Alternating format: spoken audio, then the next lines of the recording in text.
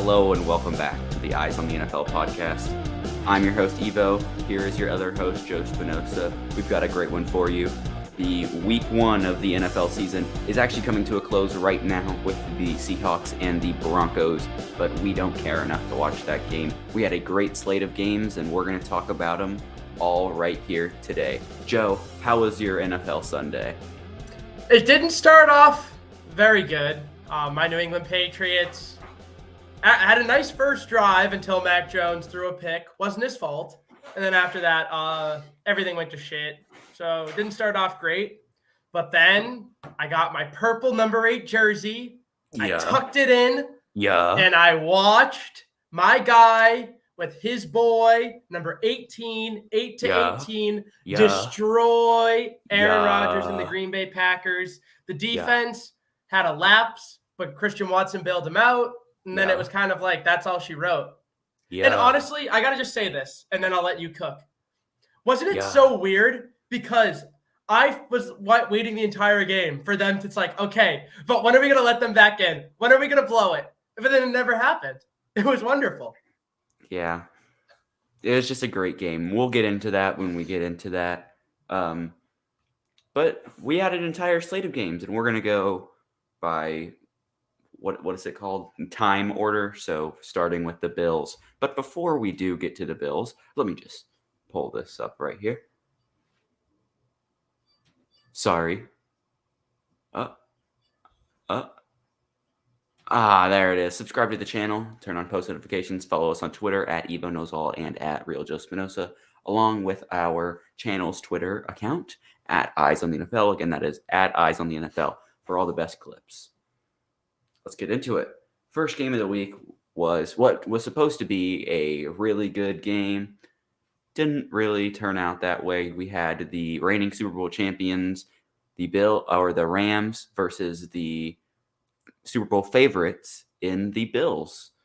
Joe, thoughts? I was actually at a concert. Aerosmith, shout out to them. Little band from Boston.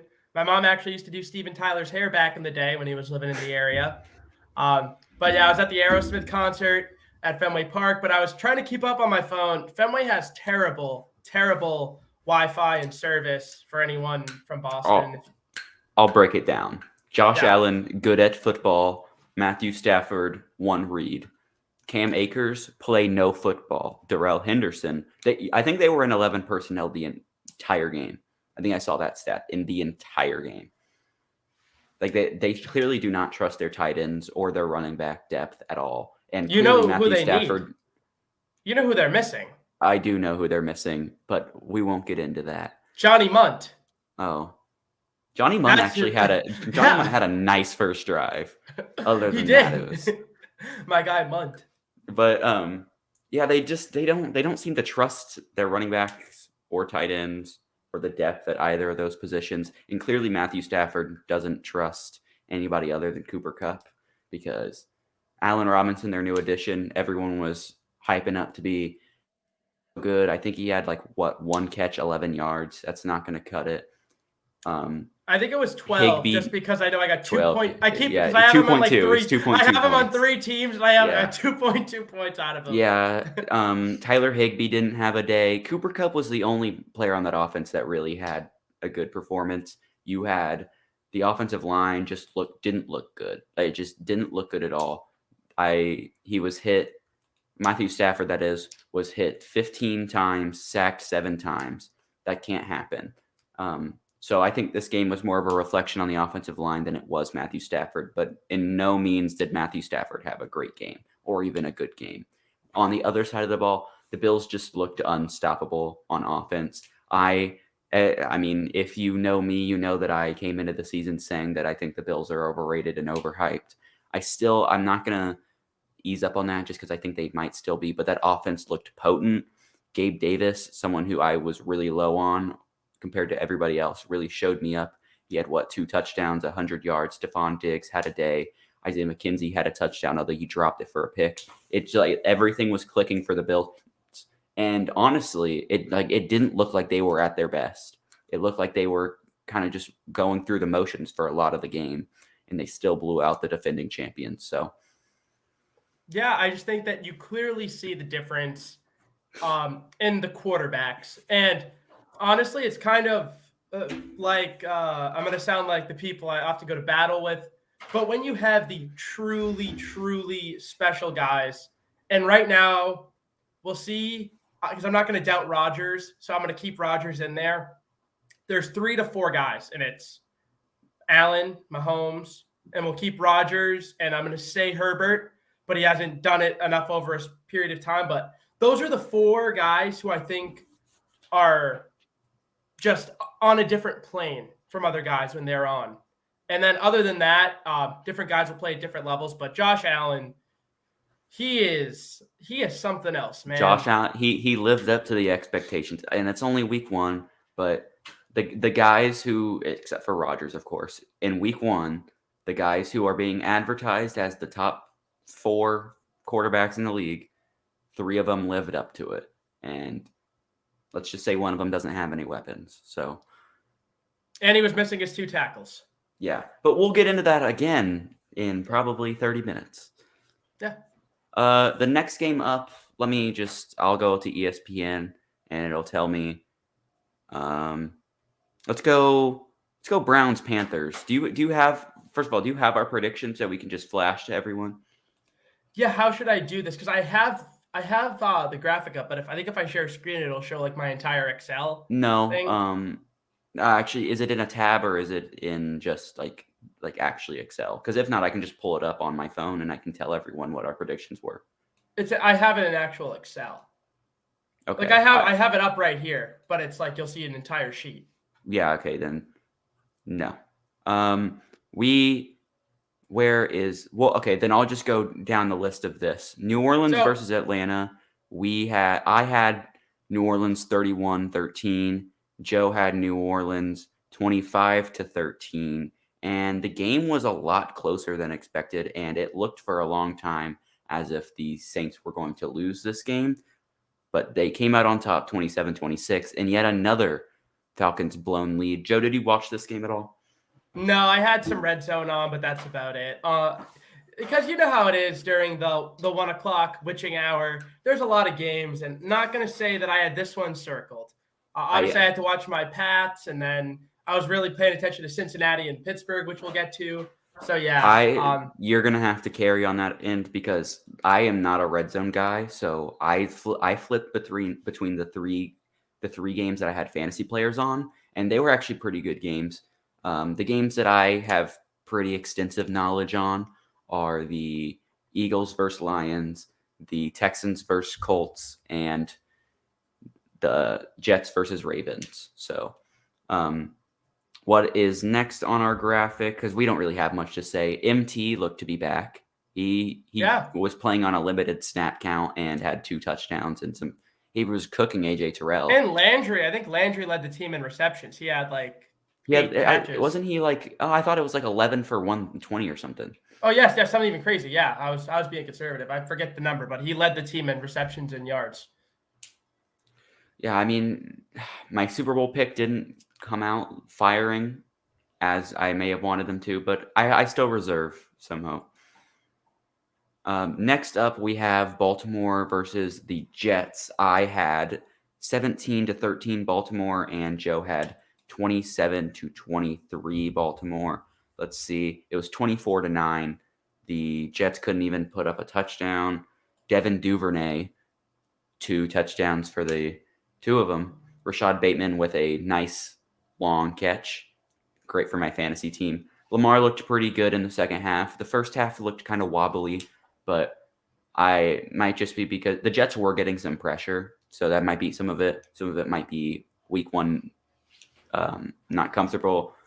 But he looked to have stepped it up in the second half and looked comfortable and was firing. And Mark Andrews started to get involved. And, it's Ravens versus Jets. There's not much to say unless you have anything else to say about it. No, Jets still suck. Joe Flacco didn't give us the revenge virtuoso that we were expecting. And that's pretty much it on that front. Now for what a lot of people are calling the game of the week, which is Pittsburgh in Cincinnati, but I don't think it was the game of the week for the right reasons. I had Cincinnati 28-24. Joe had Cincinnati 20-16, and the Steelers really shocked like everyone because everyone had the Bengals winning this game. Steelers came out with a dub 23-20 in how many overtimes? Two? One overtime. There's only one overtime. Sorry. It was just like 5 possessions back and forth. Oh. Yeah, you were watching. Go ahead. Well, I wasn't like totally watching. I was red zoning it, but then again, it was the only game that was on, so red zone pretty much keyed in on it. Joe Burrow, I am so ready to. I have a big post coming for this young man. And honestly, I'm sorry, Joe Burrow. Not that you care about me, but because of everything that people are saying about you, you are now target enemy number 1 in my path to declare Kirk Cousins a top 5 quarterback by season's end. You are the one in the way because I feel like all these other guys, because I posted, if you look at who the best quarterbacks are, the top 5 consensus pretty much are all 26 years old. You have 2 guys at 26, Allen and Mahomes.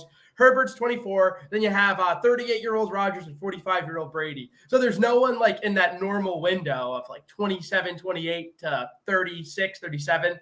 But all the guys who are in that age window, like Kirk's contemporaries, Carr, Stafford, Dak now, especially with the broken hand. We'll see what Russ does tonight, but they're kind of all puking all over themselves, making it easy for me.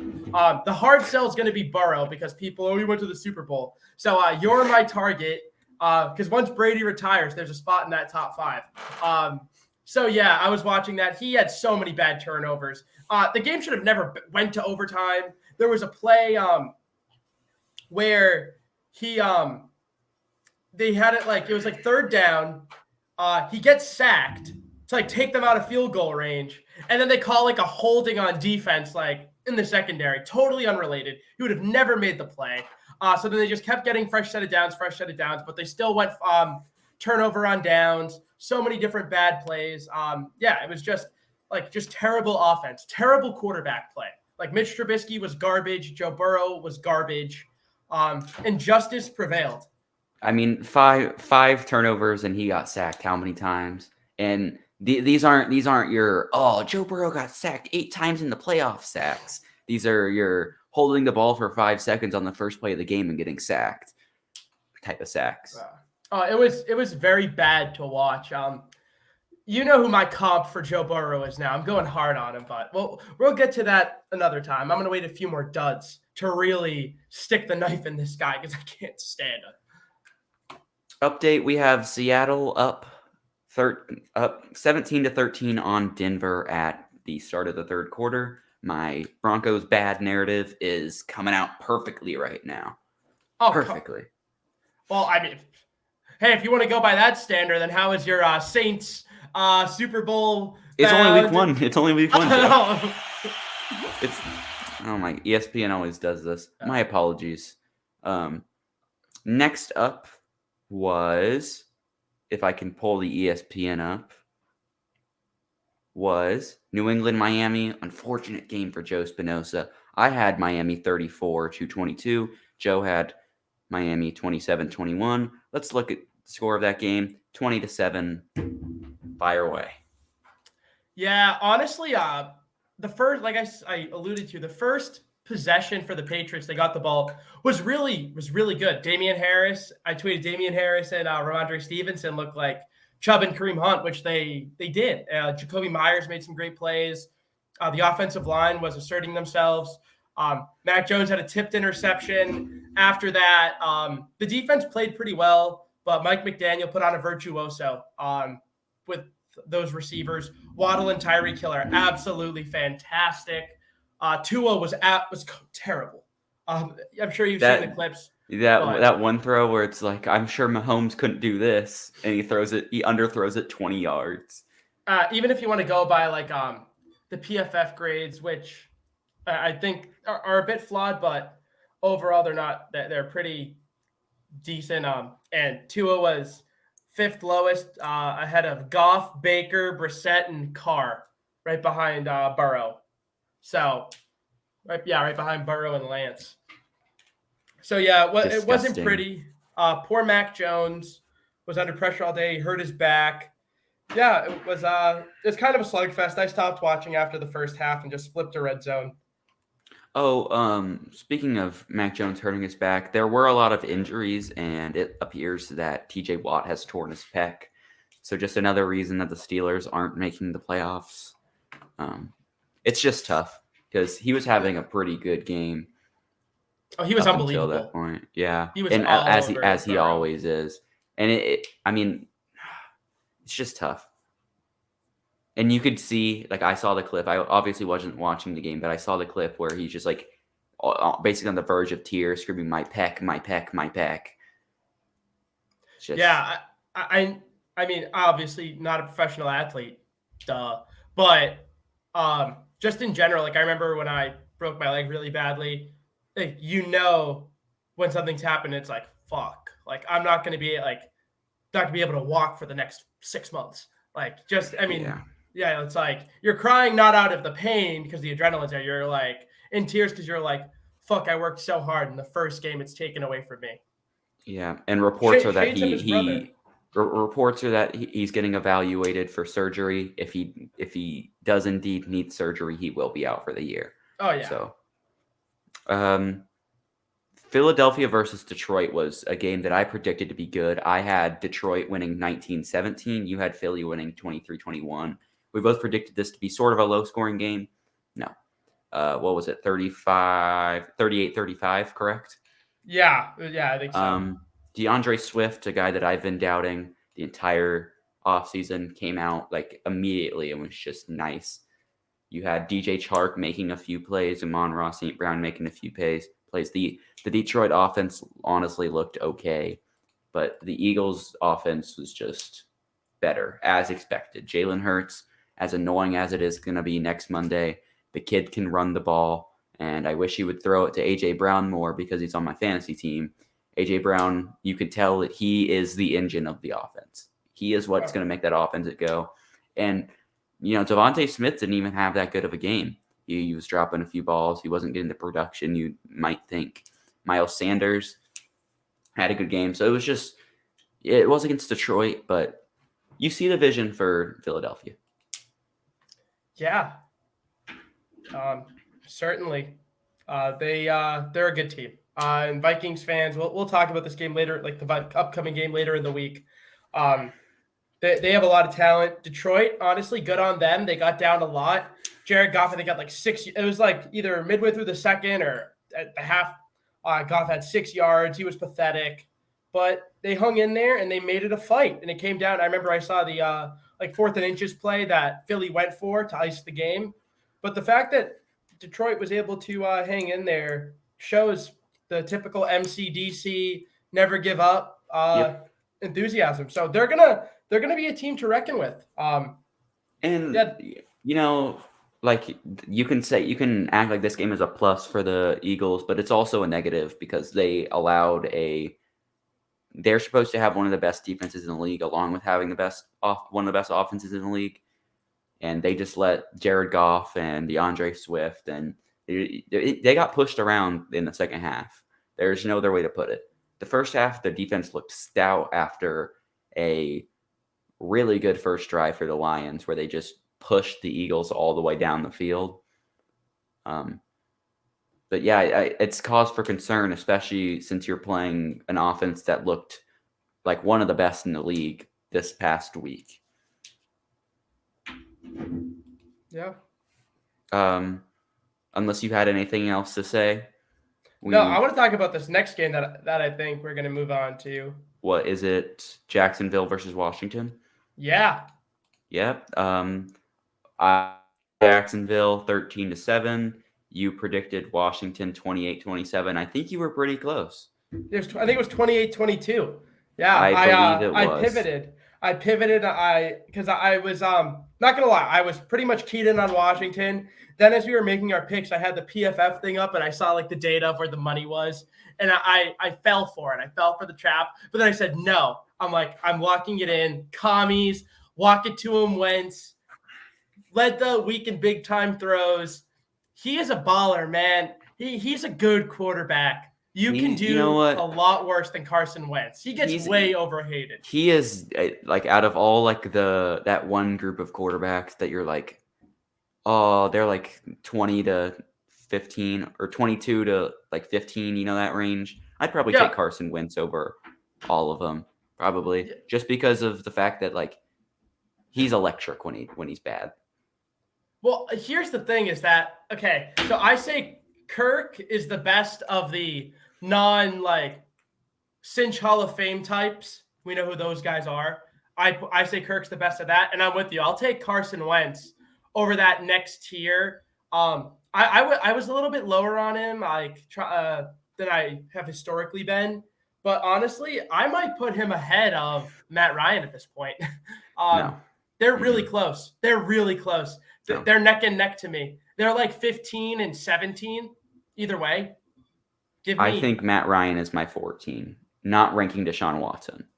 Okay, if you're not going Watson, we already know who the top 13 are. Honestly, you could go at 14. You could go Tannehill, Ryan, Mack.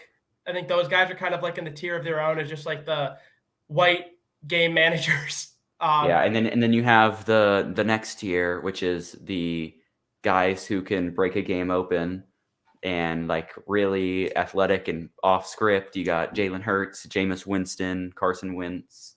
It's basically what do you consider Baker? What do you consider Baker in that? I think he's behind them. I think Baker's in that tier. And like I'm not high on Baker. He was playing last year with a torn shoulder. He's had seasons that are top 15, borderline top 10 level at his peak. But we'll get to Baker later. But yeah. We'll actually get to Baker now. Well, I just want to say this. Okay. I apologize. Looking at, and I think this is going to be a theme. Young quarterbacks are not always Patrick Mahomes. Okay, I got to say that. They're not always Josh Allen. I know Josh Allen took a while to bloom. Mahomes is great out of the gate. But look at this. Trevor Lawrence stunk pretty much. Want to go? I'm looking at the PFF grade. Sorry if I'm looking away. I'm looking at the screen.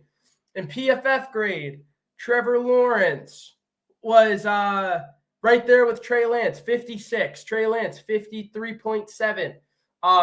He had every opportunity to win. He didn't. Let's see this. Wow. Just 6.5 yards per attempt, a touchdown and a pick. 2.7 seconds to throw, one of the highest in the week. Like a lot of these guys, obviously Tua sucks.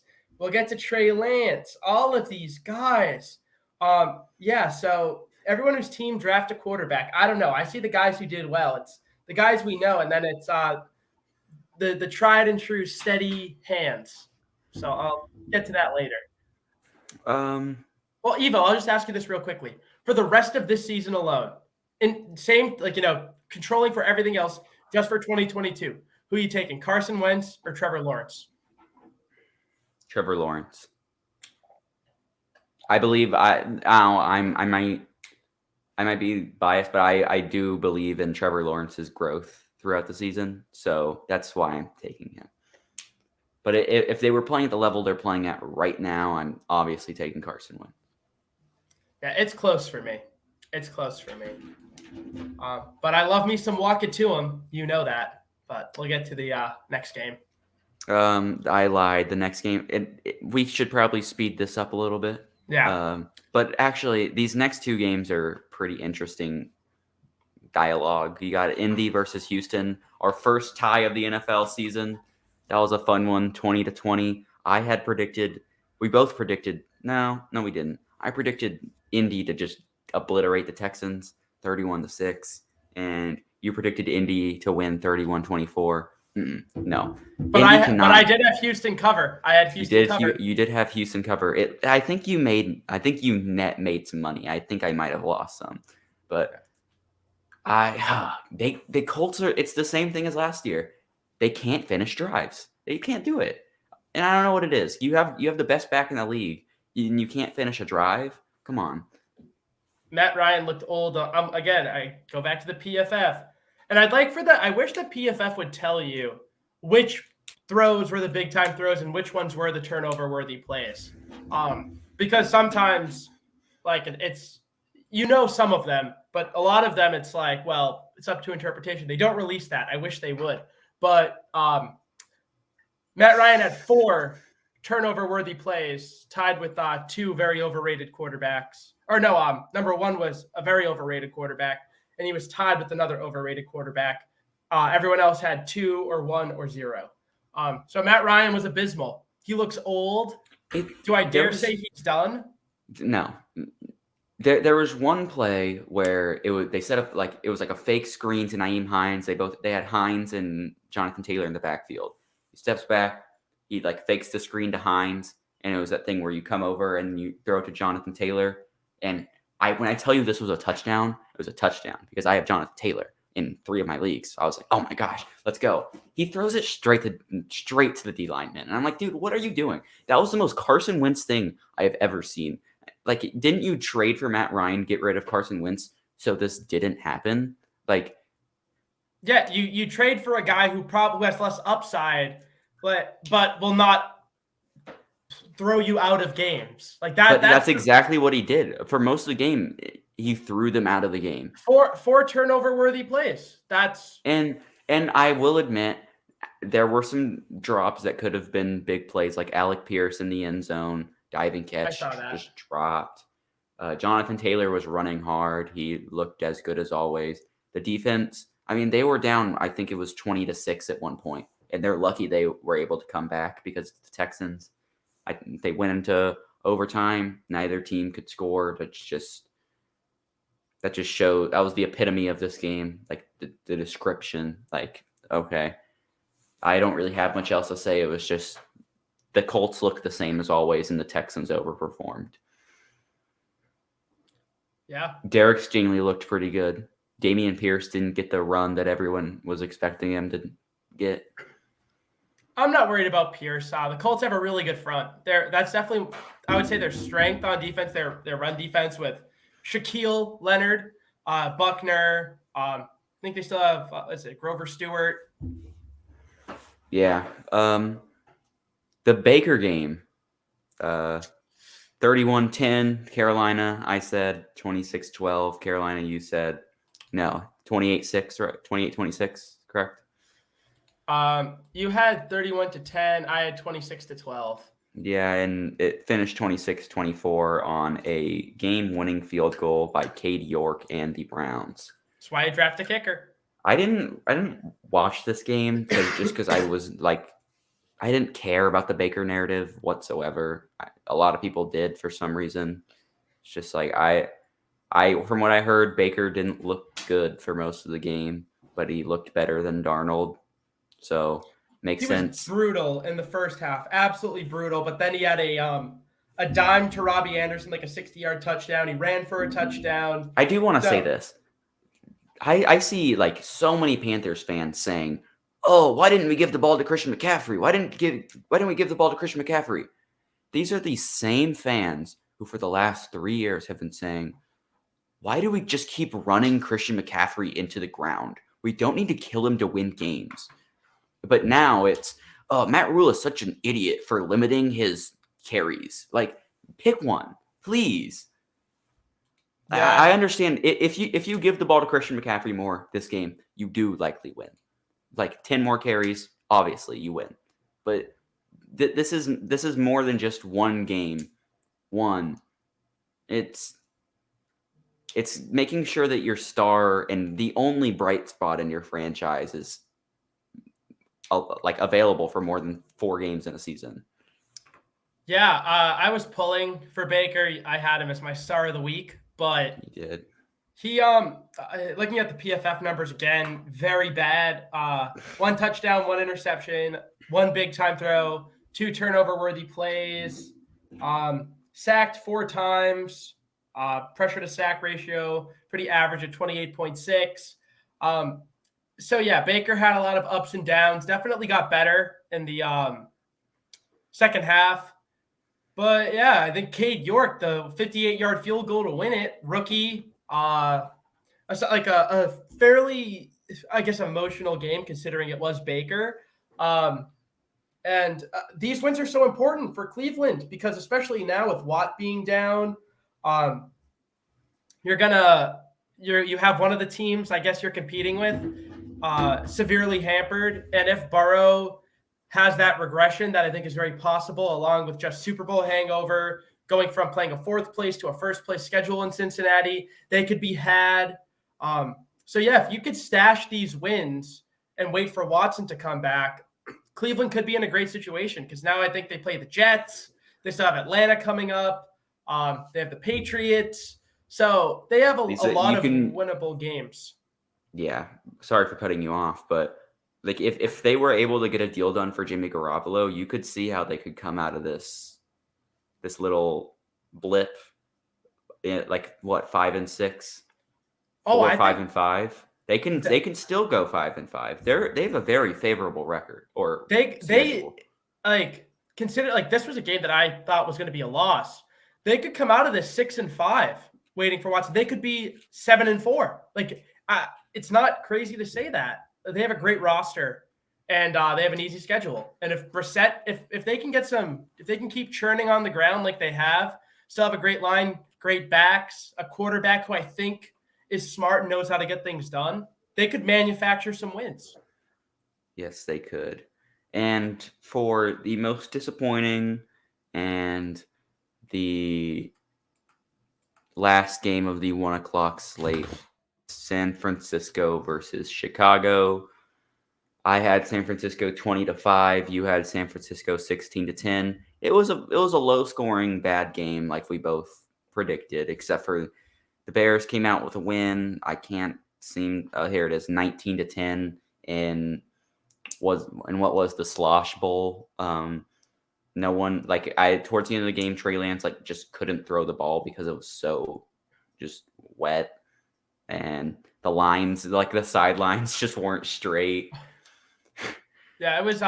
Hey, I was pretty on the money. I didn't know about how the weather conditions would be, but I said it would be sloppy. I said it would be a lot of bad play. I just was wrong on which team would win this slugfest.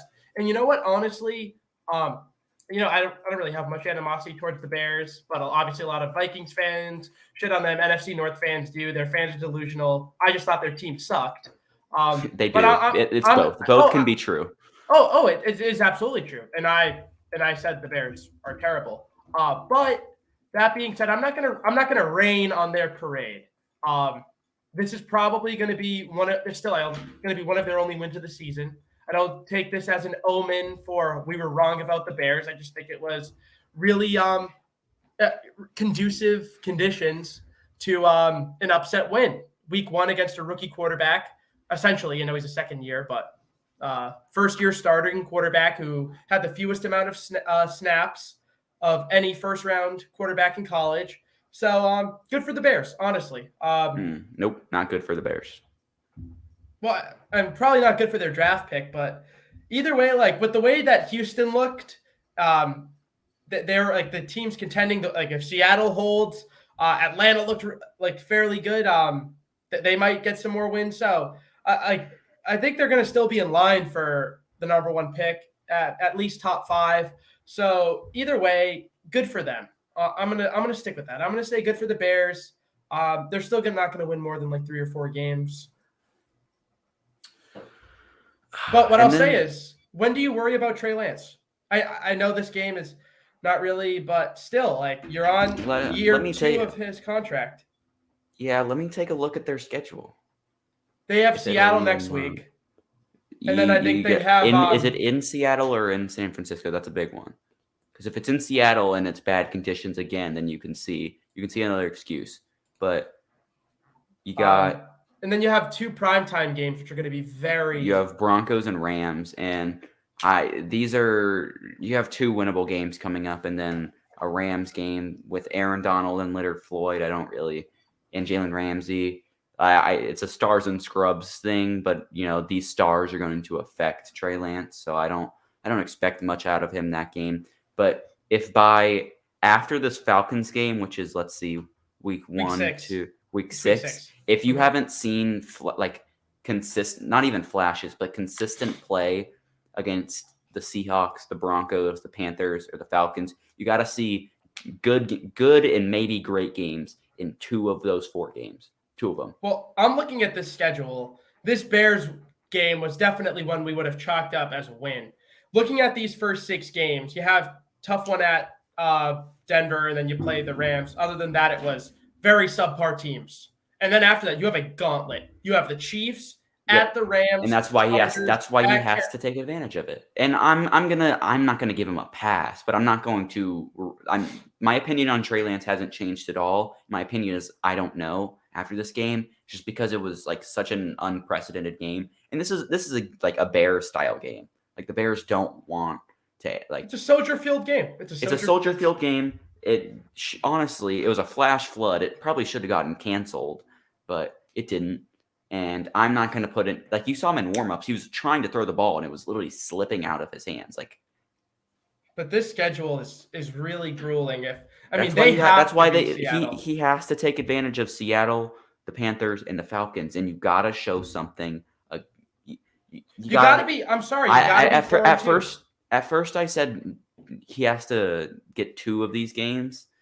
He's got to get 3. 3 of them. Three of them have to be like good to great games for me to like be confident in him. Other than that, throw Jimmy G in there when it gets to that gauntlet. Like, but then you're essentially saying we are giving up on this kid because you're in year 2. You're giving up on year 2. Then you're like, okay, we have 2 more years of him on his rookie deal. Now it's going to be the time when you've probably permanently shaken this kid's confidence. Like. He did that to himself then. The Niners this season, while I don't think they probably should, they have Super Bowl aspirations. And if Trey Lance, through 6 games of the season against 5 mediocre or just bad opponents, can't get it done, what makes you think through the next weeks where they play teams like the Chargers, the Rams, the Dolphins, teams like that, the Chiefs, what makes you think that in those games with 1 bye week and probably 1 or 2 quote off games, he's going to be able to pick it up? Because right now I have the Niners missing the playoffs in my revised. I've had the Niners making it, but what I'll say is that because let's say you give him, if you're going to pull him, you have to pull him before, because if you're 2-4 or 3-3 through the first 6 weeks where you had 4 you play 4, honestly, I'll just say it, bad to horrific teams and 2 good teams. If you come out of that 3-3 or 2-4, Jimmy G or whoever, you're not going to play well enough to make the playoffs when you have the gauntlet of Chiefs, Rams, Chargers, Cardinals, Saints, Dolphins, Bucks. Like Jimmy G or Trey Lance, it's a sunk cost at that point. So you're going to just damage this kid's confidence even more. It's like, but you've been one to bring up the sunk cost fallacy. Nothing is sunk cost in the NFL.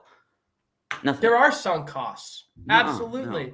Well, so okay, what is the marginal? If a kid is playing bad after like just bad teams, then how is it sunk cost to go say, "Hey, we're paying this dude anyway"?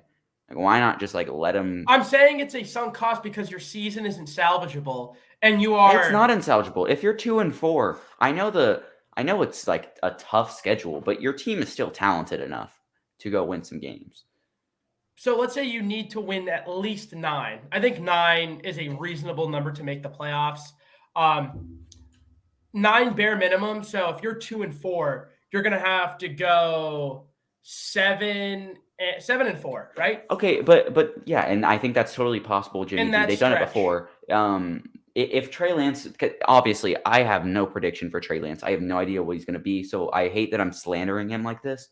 But if Trey Lance has showed you nothing through the first 6 weeks, has lost to all these teams, he's 2-4, right? Or maybe even 1-5. Who knows? If you are negative, Trey Lance has shown that he is a guy that will lose you games. He can definitely go out there and win them for you, but he can also go lose you games. Jimmy G is right in the middle. He's not going to lose you any games, but he's not going to go win you any games. And that's honestly exactly what this roster like could use right now. Well, then you're essentially admitting defeat on Trey Lance because you're saying, sorry, kid, like you're done. You may have a nice career, but it's not going to be here. we are kicking you out the door. But is their window like realistically that wide open? Because I don't think it is. What do you They've mean? already lost 2 of their offensive linemen, and you could I don't know. I don't exactly know what the contract situation is on their defense, but you could be seeing some new faces next year, and they might not be all that good. Brandon Well, Ayuk is coming up on a contract, and he could dip. yeah, The the it'll the be interesting. window is not forever for this team, and if Trey Lance turns out, the window obviously widens, but if he's not good, the window is closing and closing fast, and then you're stuck with this kid that you're definitely going to have to pay in 2 years' time. That might not be the answer, and a lot of teams get stuck in that sunk cost. You just got to do what's best for your team to go win a Super Bowl. Yeah, it just comes down to at that point though, because as you're now saying that Jimmy G's not going to win, but he's not going to lose you games. Well, you're 2-4, so you're going to need to win some games. At this point, you probably shouldn't. But your roster is good enough that you can you still have the offensive line. You still lost some guys. Offensive line still good. You have the weapons: Debo, Brandon Ayuk, whoever else. Because you have Kyle Shanahan. You have a pretty good running back by committee. Let's hope Elijah Mitchell gets healthy soon. You have a defense that involves Nick Bosa, Warner, Javon Kinlaw, correct? Or no? Yeah. Why do I draw Eric Armstead? Eric Armstead.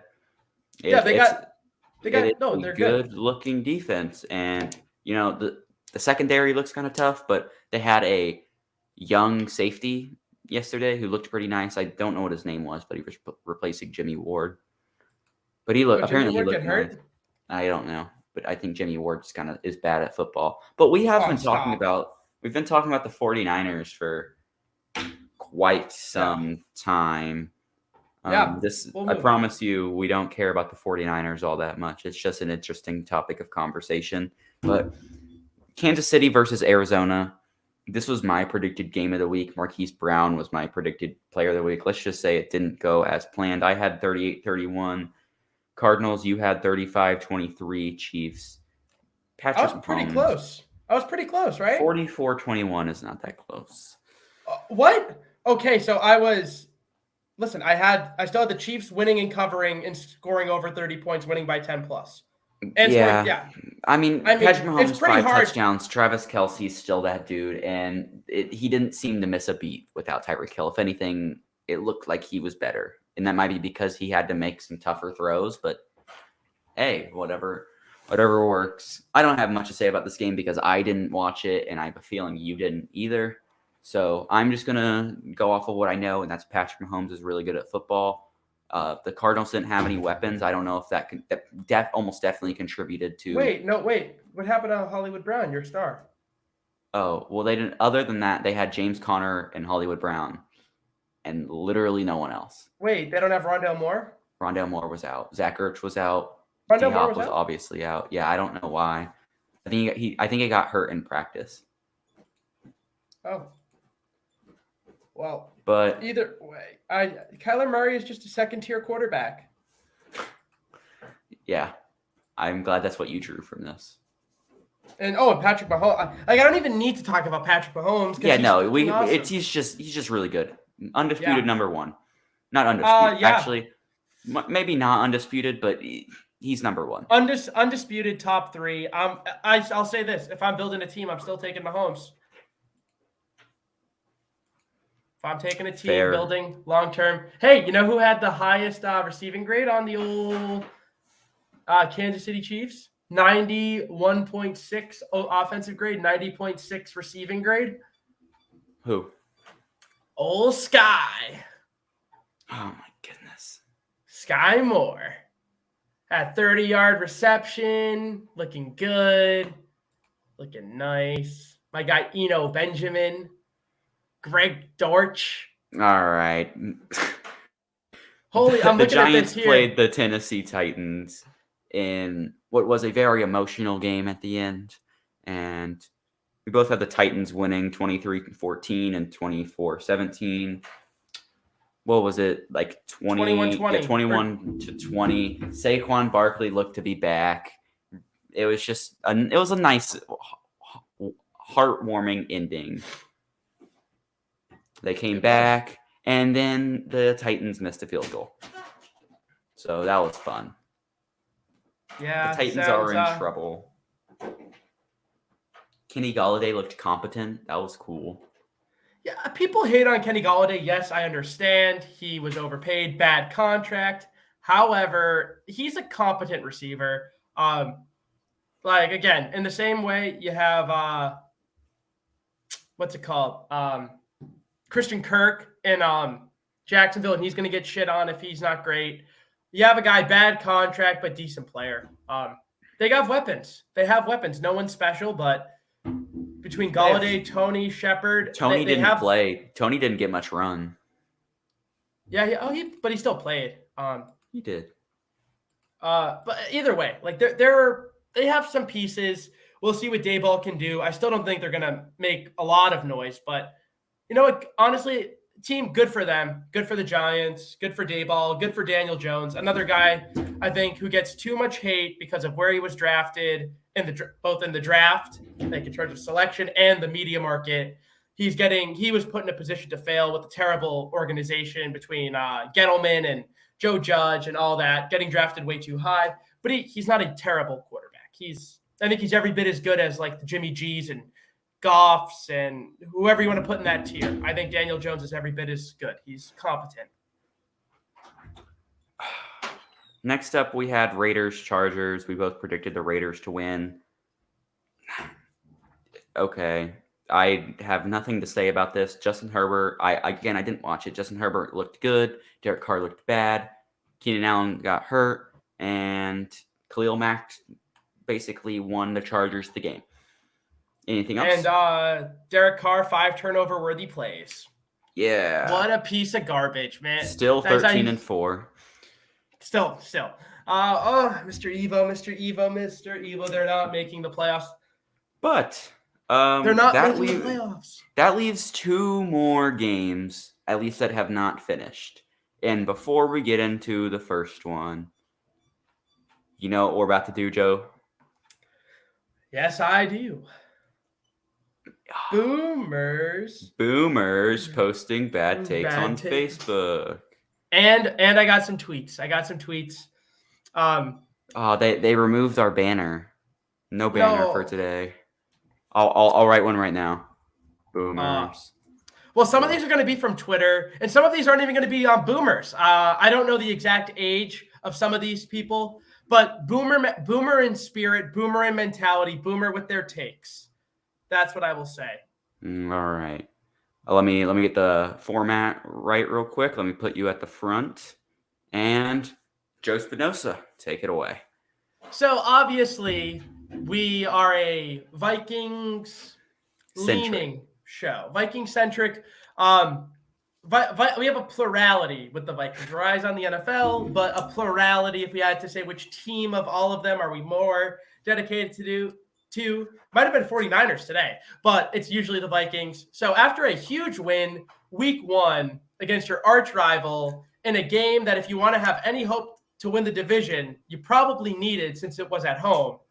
And you really played as flawlessly as you can expect, considering the circumstances of all 3 phases of the game. But some people weren't happy.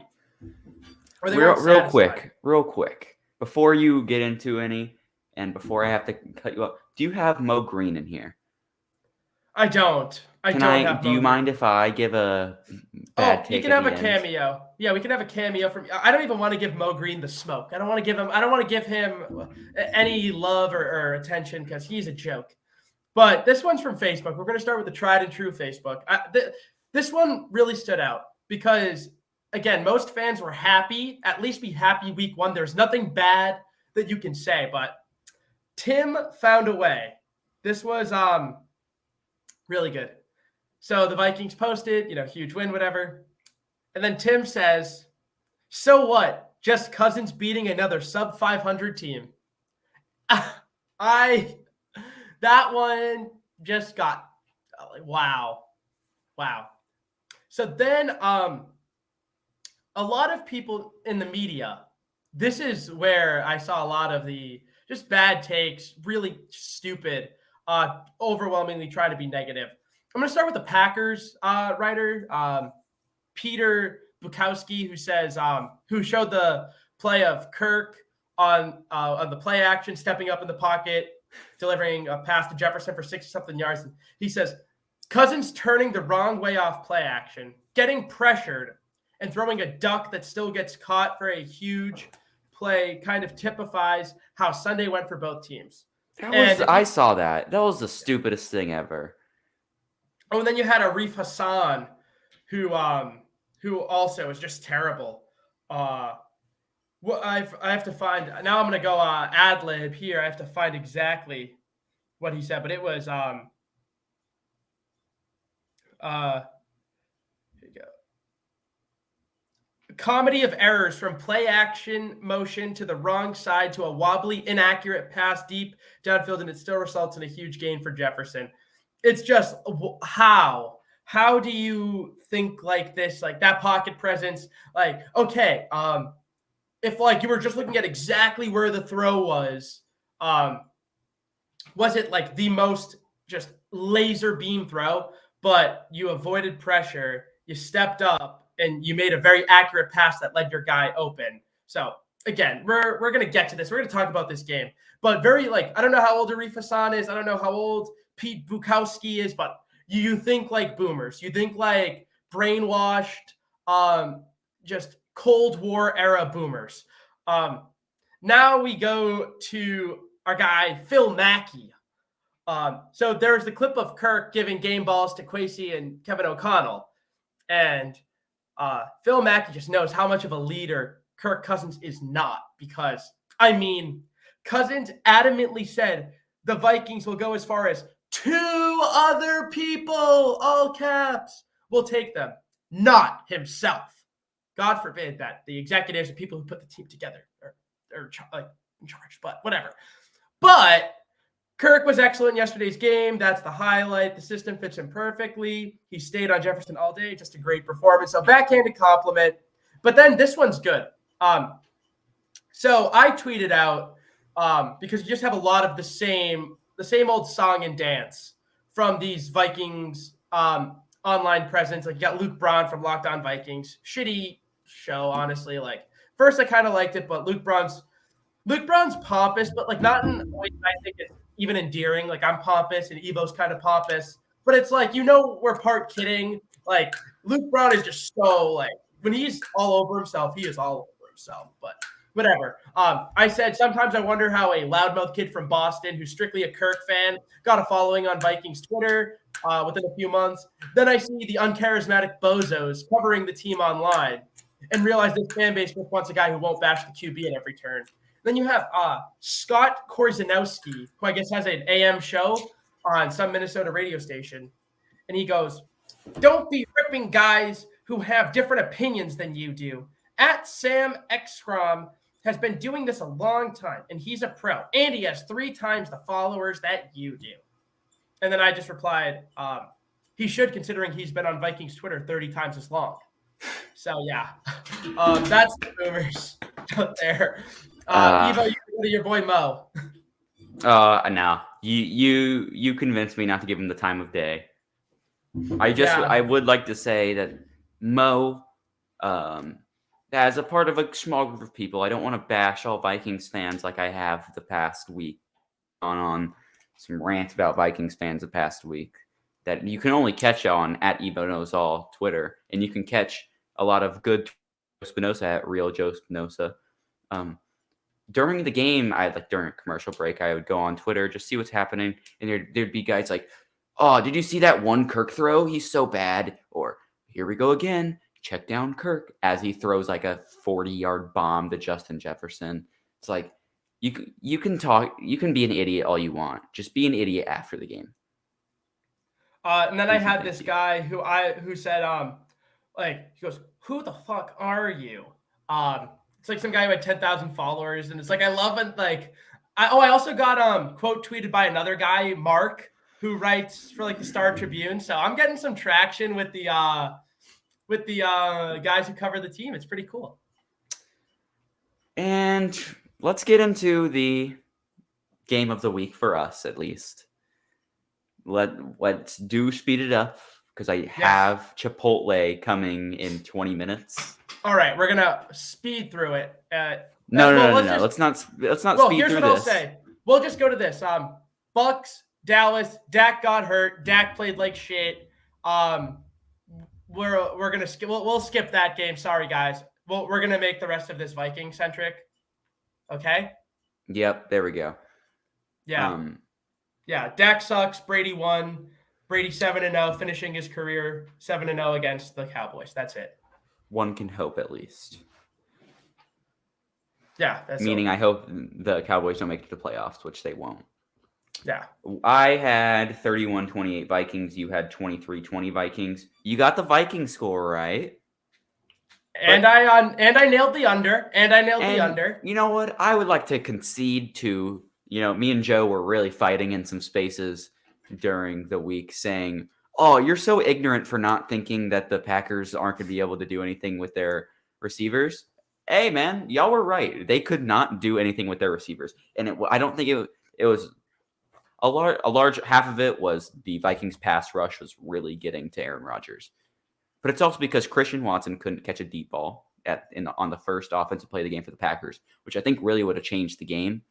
Oh, absolutely. Romeo Doubs, miscommunications. Randall Cobb had like 2 catches and one was like a slant route. And Robert Tonyan was only good for a flat catch. A.J. Dillon was the leading receiver.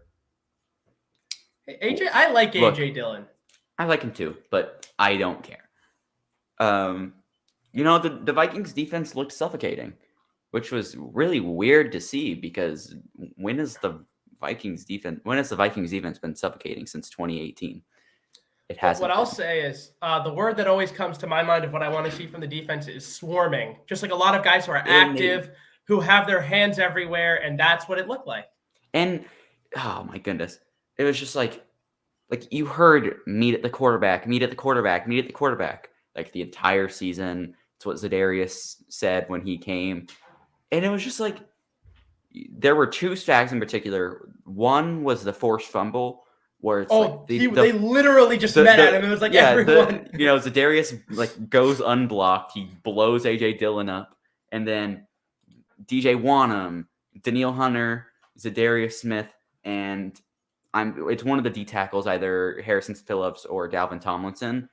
They literally met at the quarterback, and it was just like the coolest thing to see that we were playing with energy, and there was not many times last year where we were playing with energy. Yeah, Dalvin Tomlinson, if you just want to go by the numbers, he was absolutely insane. He was Aaron Donald-esque, at least in terms of the numbers. He put up. It was great to see, and Harrison Smith getting a pick, got that one huge stuff on the goal line.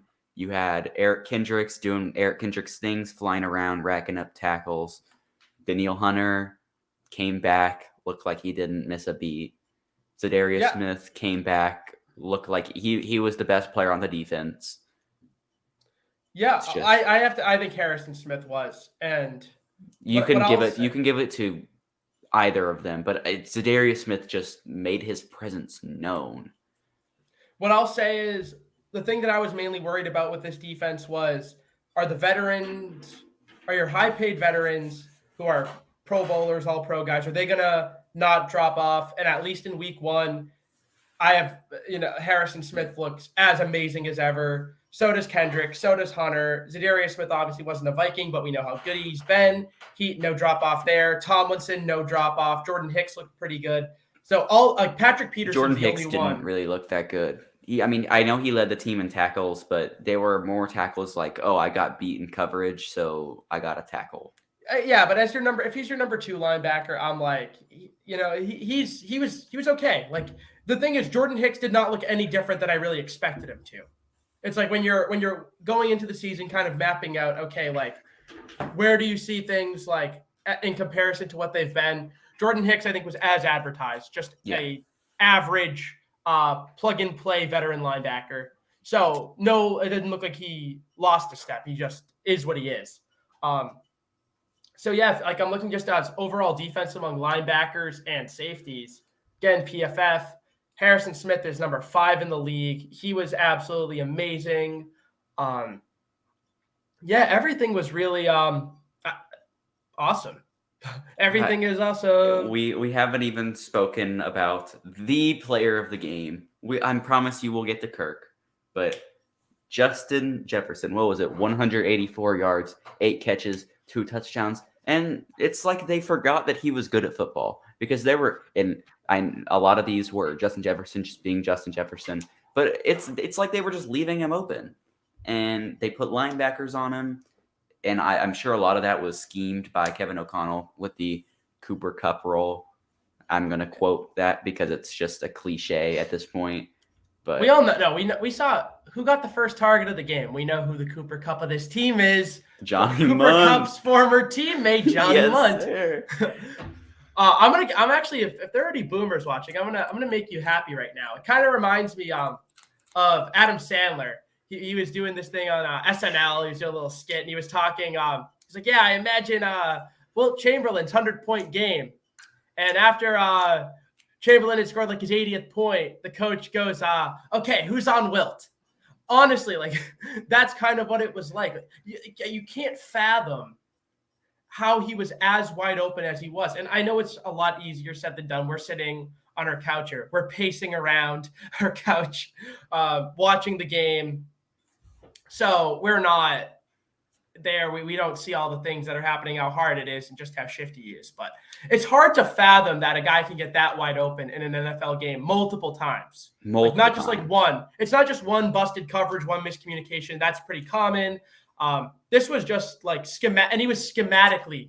That's how he was open. It wasn't like a Stephon Diggs, like he just broke a guy's ankles and it was a fluke, and that's how he was that wide open. Like, no, they forgot about him.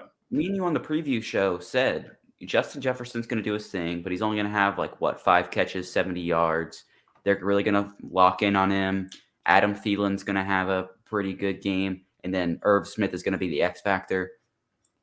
No, it was just Justin Jefferson the entire game. Dalvin Cook had 90 yards on 18 carries, correct? Yeah, and a lot of those were like when they were icing the game. I thought Madison was more impressive on the ground, but that's a different. And I was talking to Aaron about this. It looked like O'Connell was trying to ease a running back by committee in without forcing it. Like he knows Dalvin Cook is Dalvin Cook, but he's going to try and slip in Madison in there. And you can tell Vikings fans are unfamiliar with it because in the group chat, Dalvin came out for a series and Madison was in there. And Madison was working. They were like, "Oh my gosh, no, is Dalvin hurt? Is Dalvin hurt?" And it's like, no, it's just a committee. Hey, if you want to go by grades, pretty much identical. 73 run grade for Dalvin, 72 for Madison. Both 4.5 yards per carry. Both 3.5 yards after contact per carry. Like, it was just insane how they just looked like the exact same guy, except one was wearing 2, one was wearing 4. Yeah. Kirky boy, Kirk, stepping up, making off schedule plays a few times. No, he was throwing ducks. And, throwing ducks. I still don't get how that was a duck. Like it literally dropped right in his right in the handbasket. It was wobbly. I don't care. Got to him. I mean, he was under. It's like, he was under pressure. Like, that's his fault. Like, you really think the direction of the handoff did anything? He stepped up, jumped past it. Yeah, it was so nice. And those are the plays that they are like, oh my gosh, Kirk Cousins can't make off schedule plays. And it's like he just did exactly what you wanted him to do, and now you're gonna blame him for it? Come on. Yeah. But and then the best is someone was like, this Kirk hater, this guy RC who goes into spaces. He's like a Lions fan, and he's like, Jared Goff is better. That guy. Oh, but then he was saying how I look at the numbers of he only had 2 touchdowns, 280 yards, and it's like, well, they were up the entire game and they had scored 17 in the first half, and the defense was playing well, so they didn't need to go out there and throw. Like, my Chipotle's here. Yeah, it's just funny because Kirk, the team will suck. Kirk will be forced to throw the ball nonstop, and then he'll get 350 instead of 280, 3 touchdowns instead of 2, but they'll lose, and they'll be like, oh, that's him with the numbers, but can't win. And then it's like the team has a wire-to-wire win. Kirk plays really well to start out. He still plays well. It's not like he drops off. It's just the team doesn't. They're trying to run the clock, and then they're like, oh, but the numbers it's not that impressive. 280 and 2 touchdowns. It's like the offensive line looked pretty good. Not much pressure. Kenny Clark did beat Ed Ingram that one time. That's where I gotta push back on Evo. The offensive line did look a lot better. Well, if you're just gonna point to PFF grades, that's where I kind of draw the line, because PFF, although it is the only meter for. I'm not pointing to grades. I'm pointing just to pressures. I'm just pointing to total pressures. Kirk was still pressured 5th most. And in terms of pass block efficiency, they were towards the bottom. It's just that Kirk, in terms of pressure to sacks, was other than like the guys who didn't get sacked at all, was one of the best this week. Only like 7% of pressures turned into sacks. You saw that one play where he was about to get sacked and he got it off. It was an incomplete pass, but still like a play where pretty much any quarterback would have gone down. He got it off. So Kirk is one of the most. Him and Brady are probably the 2 most underrated guys who can get out of pressure without being without being a mobile quarterback. Mm-hmm. Since my Chipotle is here, I'm going to close, and I'm going to let you give a closing statement. I'm going to close the Vikings talk with saying the entire second half was just waiting for something bad to happen, for us to blow the game. And once they scored that touchdown, I was like, oh no, here we go. And it never happened. And it might just be, it was a good game, but I honestly think it was the scheme, the guys, like the Donatel defense looked nice. Cam Dantzler got hurt, unfortunately. We'll see how that is. But the offense never took their foot off the gas, and they only scored 23 points. You might be saying, oh, they had 17. They only scored 6 in the second half, but they never conservatively until the last possession just ran the ball every single time until they had to punt it away. They were at least trying, and they would waste clock by getting first downs after throwing a 3rd and 8. It's just cool little game. Made me happy. But Joe. Yeah, this game was obviously super important. Your division hopes, I know it's week 1, but you kept your division hopes alive. You're in the catbird seat now, but yeah, we gotta look for more. But honestly, sometimes you just want to look back on a win and say this was fucking awesome. And I have one last thing to say, Evo. You like that? Oh, dude, the locker room speeches, amazing. It was so good. Ooh-wee. And then I don't know if you saw the tweet, but it was Kirk with his fit to the post-game press conference, and someone tweeted, "You just know this guy's swimming in Kohl's cash." Oh, well, it's actually from Patagonia. People linked it. I'm buying the shirt. It's good. I will be wearing that shirt on one of these podcasts. Okay. I'm getting it. I'm going to be wearing it. You'll see. There is the Thank rock. you. Thank you for listening. Subscribe to the channel. Turn on post notifications. Follow us on Twitter at Evo Knows All, at Real Joe Spinoza, along with our channel's Twitter at Eyes on the NFL. Again, that is at Eyes on the NFL for all the best clips. Joe, do you want to make some clips out of this episode and post them? Yeah. All Once it's on YouTube, I can just do the little screen record, and you'll get to see all the best. Of me saying ooh-wee. We have our preview of week 2. You want to record that on Thursday? Out on Friday? Yeah, Thursday. Yeah, Thursday usually doesn't work for me. I know we're talking about this now. Thursday usually doesn't, but this Thursday will. All right. Well, thank you all for listening again, and keep your eyes peeled.